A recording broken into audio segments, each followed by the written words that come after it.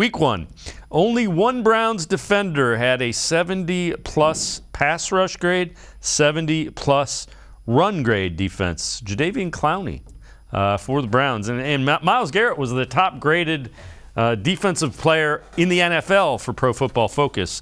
But again, Clowney, 70-plus on both sides. And those two together were what you thought they would be. In the middle of that defense looked just fine with both Clowney and Garrett on the outsides.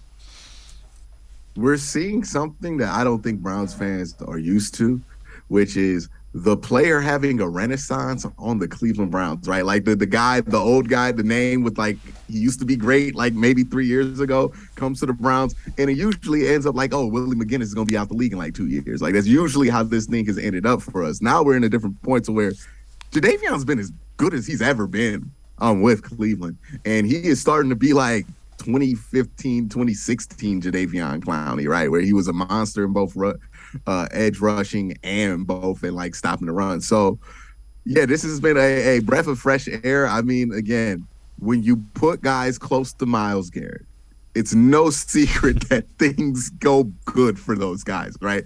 That is it's kind of like with Joe Thomas, right? The Browns never had a bad left side of their offensive line when Joe Thomas was here, because when you're in close proximity of Joe Thomas, it's kind of hard to be bad, right? That's the thing with Myles Garrett. You're probably going to get the best out of people in the front seven because he takes up so much attention, effort, and energy on everyone's game plan. That is the first thing people think about when they play the Cleveland Browns. Oh my goodness, what are we doing about Myles Garrett? That it's just going to make everybody else on the defense better because there's less energy you're spending on a JOK. There's less energy you're spending on a Jadeveon Clowney. Think about it. It's just numbers, right? If you put 3 people on Myles Garrett, what's on the other side, right? Like you have to play that game. So, or what's next to Myles if you're going to allocate those resources on one guy.